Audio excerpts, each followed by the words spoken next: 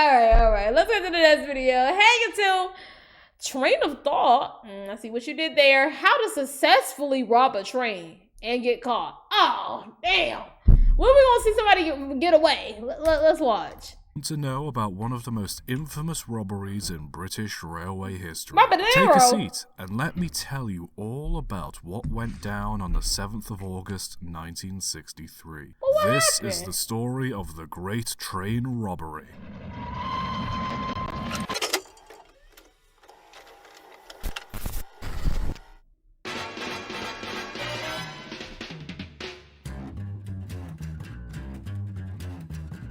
I think it's time we blow this thing. Get everybody in the stall. Okay, 3, 2, 1, let's jam. The plan was devised by 4 men: Ronald Edwards, Charles Wilson, Douglas Goody, and the mastermind, Bruce Reynolds. In preparation, some members of local gangs, the South West Gang and the South Coast Raiders, were hired to help pull off the job, with some working for a few months as signalmen and shunters for British Railways in order to gain trust and insider knowledge. Planners, muscle, getaway drivers, the whole thing was foolproof. They even brought in a retired engine driver to help nick the train. So what was it they were after? Trains are very conspicuous things, so stealing one... Oh, somebody Red Dead Redemption shit, bro. They on their Red Dead Redemption shit. Trying to sell it is completely out of the question. No, they were after something much more valuable than one of British Rail's new diesels. They were after the post train. The Royal Mail still frequently used the railway to transport post and other valuables such as money needing to be deposited into banks. The post train carriages weren't fitted with alarms or inside locks because the 3 that were had been taken out of service, meaning this one would be easy pickings. On top of that, the previous weekend had been a bank holiday. For those outside of the UK, a bank holiday is essentially a nationwide day off. So a bank holiday weekend is essentially a 3-day weekend. During those weekends, people travel to the beach for the day or visit other tourist attractions with family. Long story short, they go out and spend money.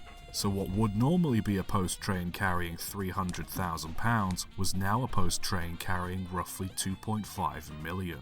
The team knew that the post train stopped for nothing, so they couldn't wait for it at a station or for it to be shunted to let an express train pass by. They had to stop it themselves. The solution? They found a remote spot on the line, Sears Crossing in Ledburn, wired the signal to say danger, and cut the wire of the line-side telephone. No matter how important the train, you can't pass a signal set to danger. It would have to stop. And so, it was set. The train would stop, they would commandeer it, unload the goods, and split before someone raised the alarm. The plan was perfect. But, what happened? Tell me the truth. They could have signed me up.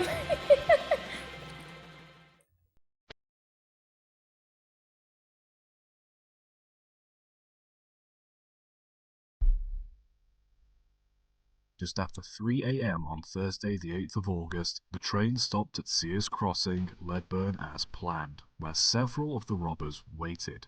The second man of the engine stepped out and tried to call a signalman on the line-side phone as a stop was unexpected. After finding the phone line cut, the second man boarded the engine again, only to be jumped by one of the gangsters. The rest of the team climbed aboard the engine and post carriages while one of them beat the driver over the head with a cloche. The other mail carriages didn't matter as much as the 2 front ones containing the money, so they were uncoupled. The rest of the team got on with restraining the staff in the post carriages while the team's engine driver was tasked with driving the train up to a bridge nearby where the money was to be unloaded. Unfortunately, the driver they had brought with them had been retired for a few years and wasn't familiar with the passenger diesel locomotive's controls as he had only ever driven smaller shunting engines. So the original driver that had been clubbed half-conscious was resuscitated and made to drive the engine to the drop-off point half a mile down the line. Imagine a nigga knock you the fuck out and then wake you up to push you to work. Nigga, you could have kept me knocked out. You could have kept me knocked out, bro. Where the rest of the gang was waiting. Waiting at the bridge was an Austin Lodestar lorry and 2 Land Rovers with matching number plates. The team formed a human chain and moved all but 8 of the 128 sacks from the carriage in the span of 15 to 20 minutes. They all jumped into the Land Rovers and split up, with the loaded lorry going in its own direction. After over 45 minutes of Y'all gonna have driving to and break him listening a to police piece. broadcasts on a VHF radio, they all met up at a rundown farm roughly 27 miles away from the crime scene. There, they unloaded the money and divided it into 16 full shares, with several smaller shares for gang associates. Each share came to roughly £150,000 each, which today would be around $3 million. As the money was being divided, they listened to the police chatter to ensure they would be safe while in hiding. Having cut several phone lines prior to the robbery, the bandits ensured communication for the police would be difficult. The police had lost them, but witnesses were pointing them in the right direction, and so the plan to leave the farm on Sunday soon changed to hurrying out by Friday. One of the crew, Brian... Each? I thought it was talking about total. 3.9 each? Sign me up. Sign me up. To the robbery, I played that scene on Red Dead Redemption a couple times, okay? I kept dying, but I got there eventually. I know what to do. bandits ensured communication for the police would be difficult. The police had lost them, but witnesses were pointing them in the right direction, and so the plan to leave the farm on Sunday soon changed to hurrying out by Friday. One of the crew, Brian Field, helped move the gang out of the farmhouse to various places where they wouldn't be found, with the promise that himself and an accomplice would scrub the building clean of fingerprints before burning it to the ground. With everyone going their separate ways with the money, they were all set for life once the sun had died down. The plan was pulled off without a hitch. Alright, y'all be safe. Don't mention my name.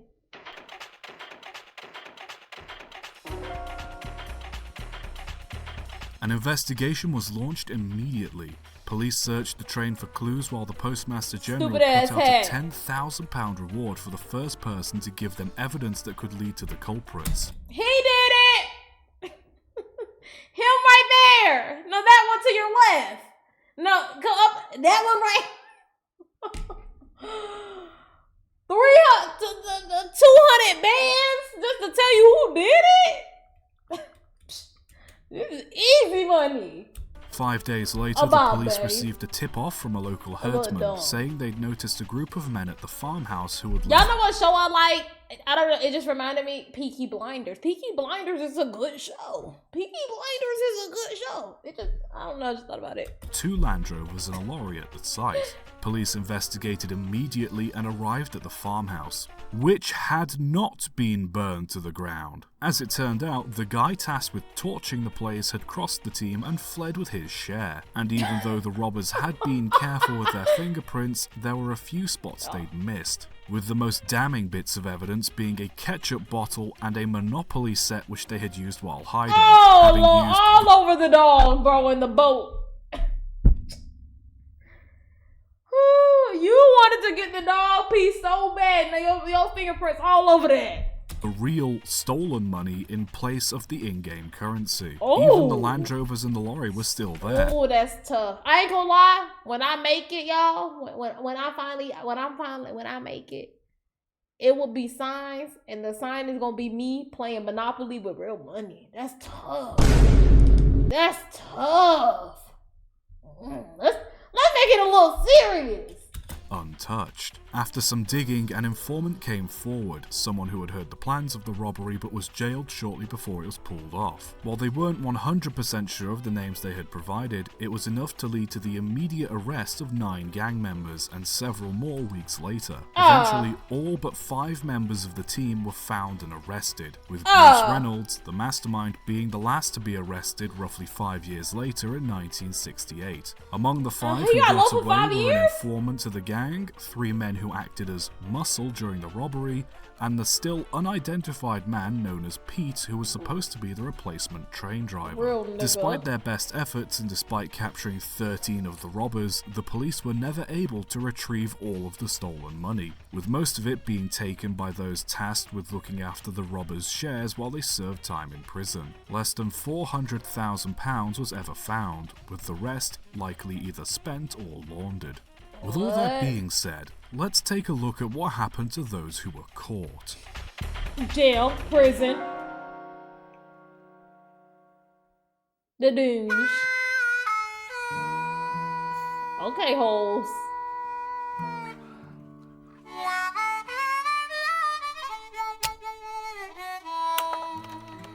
Brian Field, informant, sentenced in 1964, was released in 1967. Changed his name, got married, and worked for the Children's Book Center. Died in a car crash in 1979. Oh, damn. Charlie Wilson, organizer and treasurer, fled to Canada, Shot. caught in 1968, was released from prison in 1978. Moved to Spain shortly after and got involved Oh, no, that was just his body. Like, he was just a criminal body. in drug smuggling. Was shot dead in 1990 at his villa in Spain. Damn! Roy James, getaway driver, arrested in 1963, released in 1975. Tried to get back into motor racing, eventually became a silversmith and produced trophies for Formula One promoters before getting tied up in a scandal involving not paying excise duty on gold in 1983. Was arrested again in 1993 after shooting and wounding his father-in-law and pistol whipping and strangling his ex-wife. Oh my Had heart God! surgery in prison and was released in 1997, only to have a fatal heart attack almost immediately after release. Ronald Edwards, organizer, fled to Mexico, arrested in 1966, Mexico! released in 1975. Upon release, he worked selling flowers outside of Waterloo Station. In 1988, Oh. his life story was dramatized in the film Buster. He died in 1994, having hanged himself. Douglas Goody, deputy and organizer, arrested in 1963, released in 1975. Moved in with his sick mother to look after her. Having studied Spanish while behind bars, he moved to Spain where he purchased property and a bar, living a quiet life. Died in 2016 after falling ill. Damn, that nigga lived a long life. That nigga lived a long... You made it to 2016, nigga? Okay. John Daly, gang associate, arrested in 1963, acquitted in Oh, 1964. Having found his share of the money gone, he went straight, moving to Cornwall and taking up work as a street sweeper, not telling anyone about his past in case he'd ever face retrial. Died in 2013.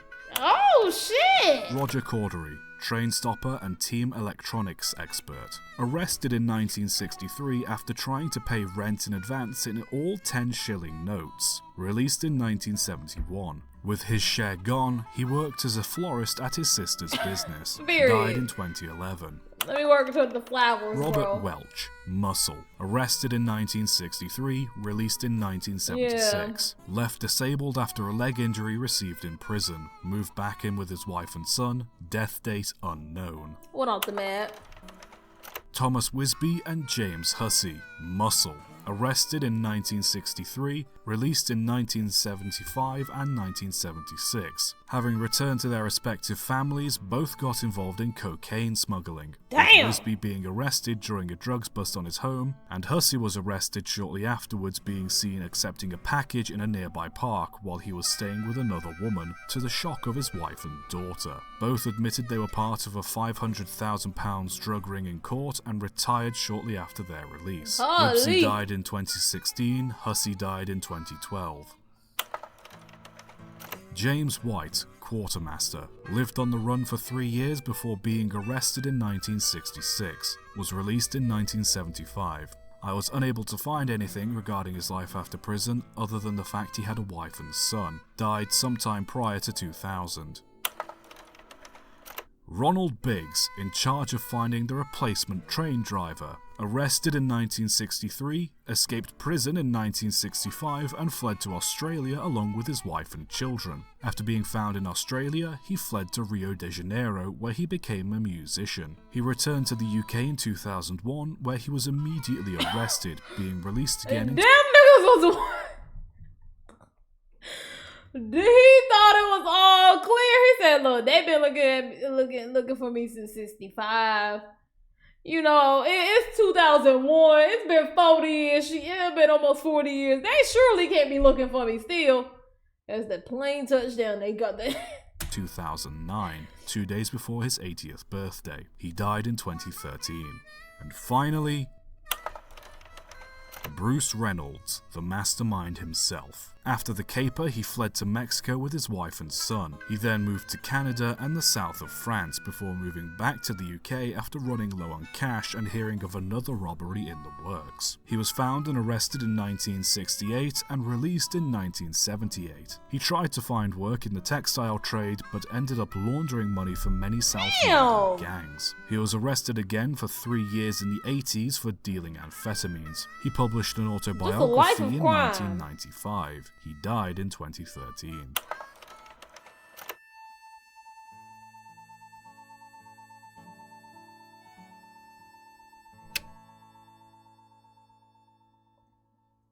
All cause niggas wanted to play fucking Monopoly, bro. All cause niggas wanted to play Monopoly. And thus ends the story of the not-so-great train robbers. Kind of abrupt, really. Despite the plan being pulled off almost flawlessly, the simple fact the farmhouse wasn't burned down led to most of the robbers getting caught. Nonetheless though, it's still a fascinating story of trains, robbers, and rotten luck. The investigation even stirred up some controversy at the time, as the new Conservative government was still having some problems with their public image, with the robbery of a nationalised railway service being quite the headline of the time. Despite this, the robbers involved and the event itself has become quite famous as a result of the story, mostly because nothing like it had ever been done in the history of British railways. The event has gone on to be dramatised, referenced many times in pop culture, such as James Bond, RuneScape and Borderlands 2, and inspired many novels, songs, and other short stories. So if there's anything to take away from this, it's mostly that crime doesn't pay, especially if you get caught. Will there ever be another great train robbery? Who knows? Let's just hope that if there is, they'll at least have better luck next time. Nigga, there's probably already been one since then. It's probably already been one since then, and them niggas probably got low. Get bad. Stop playing fucking Monopoly, bro. That's what they get. No one robs trains anymore. Shit. Somebody think about it. You see these niggas be taking 18 years to do one hit. Somebody right now thinking about that shit, bro. Interesting video about some train robbery, some red ass shit, and some stupid ass getting caught. I ain't gonna lie, that nigga should have just stayed gone, bro. You came back to the UK, them niggas pat you immediately. You should have just said fuck the UK, bro. You should have just said fuck him. I ain't gonna lie. W video.